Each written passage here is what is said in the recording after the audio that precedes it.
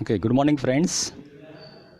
In chapter number 7, Diversity in Living Organism, we discuss the topic Mammalia in the morning session.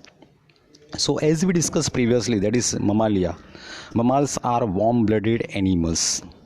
They are warm blooded animals and they have four chambered hearts.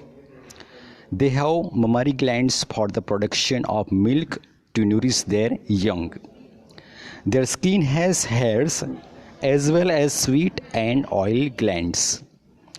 Most mammals familiar to us produce live young ones. Kangaroos give birth to very poorly developed young ones. Okay, for example, whale, rat, bat, human, cat, all these are the examples of the mammalia. Again, I repeat, that is a class, that is mammalia. These habitats are, they are terrestrial, few are aquatics, but they cannot breathe in water. Bat flies in air. They are warm-blooded animals. That is exoskeleton, as we discussed. They have fur, hair, hoof, nail are all exoskeletal structures. Skin provided with sweat and oil glands. And in respiration system, that is lungs, they can be with the help of diaphragm. And heart is four chambered. Their locomotion, that is they are walking, running, climbing. Few like bats can fly, aquatic mammals can swim. Okay, and in reproduction class, they give birth to young ones. Okay, for example, that is platypus and Kindana are egg-laying mammals. Kangaroo gives birth to poorly developed young ones and nourishing the young by mammary glands secreting milk. An example you can be observed in here: cat, bat, rat, human, whale, tiger, lion, okay, buffalo, cow. All these are the examples of the mammalia groups.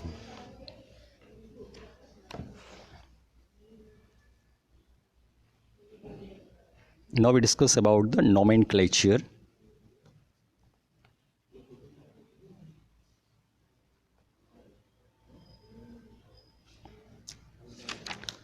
So in that is different people speak different languages.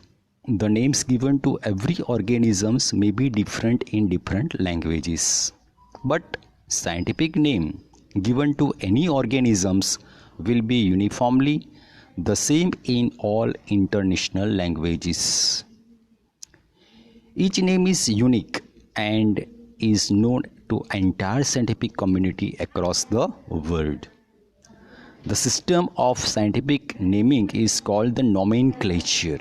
Okay, the system of scientific name is called the nomenclature, and this system was introduced by the scientist Carolus Linnaeus in 18th century.